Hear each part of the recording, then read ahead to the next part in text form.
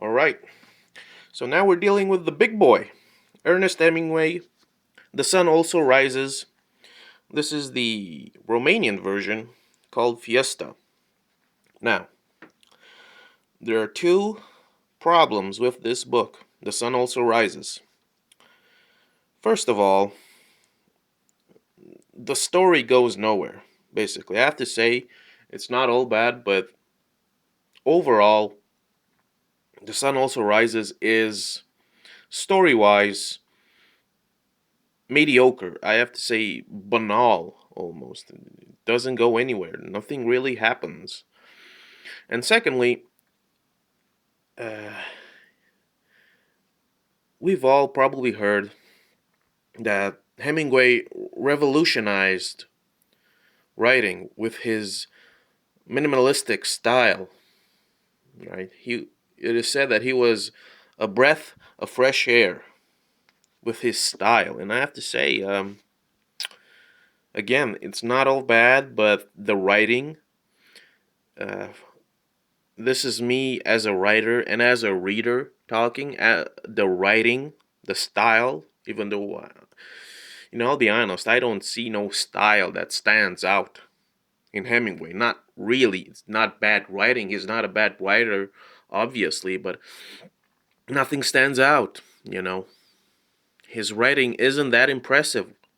Of course, there are great quotes in here, and it's Hemingway, right? But still, um, by the end, like somewhere around here, I was tuning out.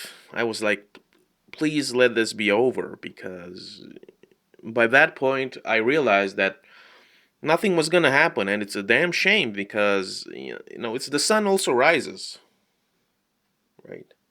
And I have read other Hemingway books, The Old Man and the Sea, For Whom the Bell Tolls, short stories. I think the only one that I haven't read is probably A Farewell to Arms, but I will. And I have to say, Hemingway doesn't really, not impress me, but he doesn't stand out to me. Of course, he has his own voice. He's not some third rate writer, but he just doesn't stand out to me. And of course, I have to say it again, it's not that he's a bad writer. He knows what he's doing, but I don't see the style. I don't see it. The story is bland. The characters, most of them are, let's just say, they're people that I wouldn't hang out with.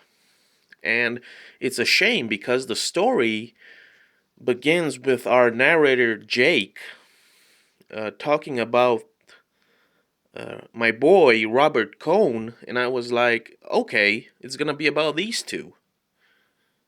We're gonna have a little interesting little back and forth here, but of course that doesn't happen. We're introduced to a cast of characters that are annoying at times, I have to say, and Robert Cohn, let's just say it, he's a simp, basically, because he chases after this Brett. Her name is Brett, and of course, like the rest of these people, she's very much annoying. She's very much irksome. Let's just say that. And all of these people, they're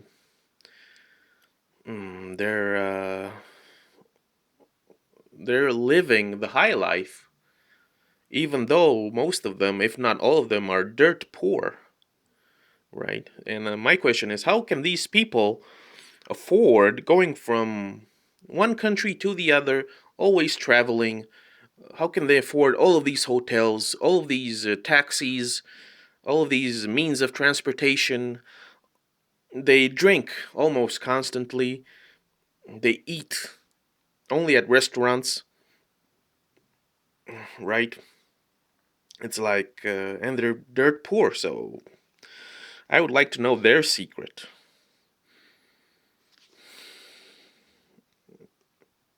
And I would like to mention, out of all of the characters, I actually kind of like Jake, and I also thought I would like Robert Cohn, but it didn't turn out that way because he's a simp and he's a little bitch. But anyway, so Jake, I have to say, as a character, he stands out a bit here.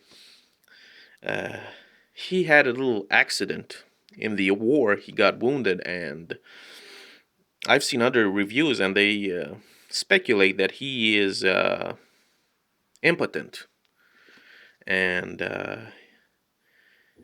he loves Brett, and of course he can't be with her, and he when he goes to bed he just cries. He cries himself to sleep. But that's not the only reason, of course, but that's a big one.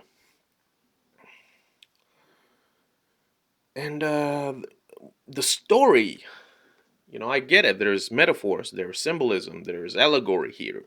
There's bulls and the bullfights and the matadors and the so on and so forth, and the fiesta that I thought the fiesta, the bullfighting, would be the center, the climax where the scenes would be almost visceral, but they weren't. There's like, oh, here's the bull got stabbed, the bull died, it's over, and there's nothing wrong with being minimalistic in your writing, in your descriptions, etc., etc. But the scenes there, they just don't stand out. And anyway, there's not a single scene in this book that stands out. Not even the bullfighting, which I thought would have been the surreal climax of this book, and it wasn't. It just pitter pattered away, like so many other books. It is written in such a way that just doesn't keep you gripped, that just doesn't make you want to keep on reading. It's like every chapter is just, okay, will they do something, will something happen? No, they're going to Spain now. Yeah, they're going to fish.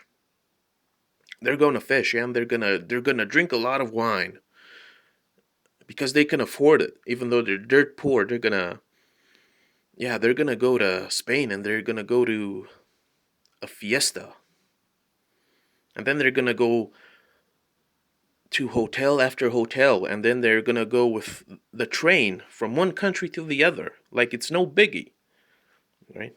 And I have to say, this is one thing that really I was questioning this.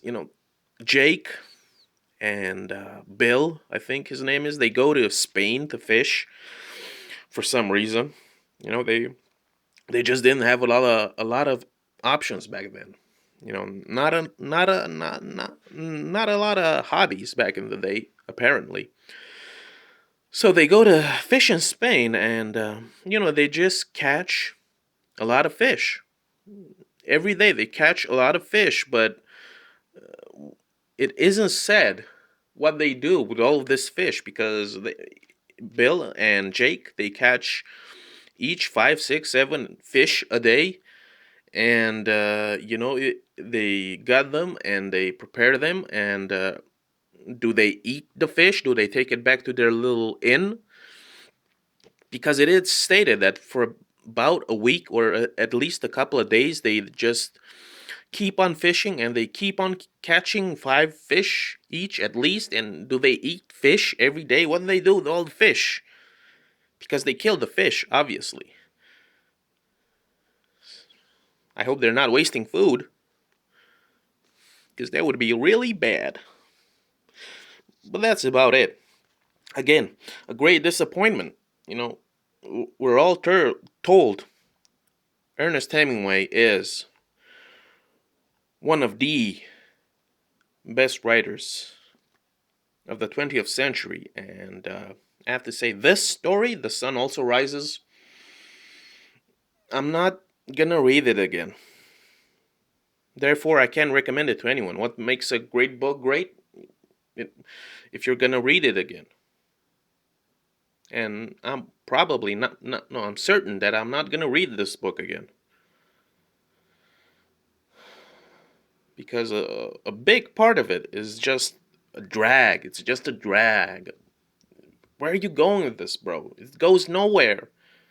Nothing really changes by the end, right? And some characters are fascinated with this Brett woman that I find, let's just say, not repulsive. I'm not repulsed by her, but she's annoying. She's an annoyance, and I don't understand why Robert Cohn is simping so hard, right? It's like, bro, you can do better. And by the end, he checks out. He just leaves, and good for him. But anyway, this is The Sun Also Rises, and I don't recommend it, unfortunately.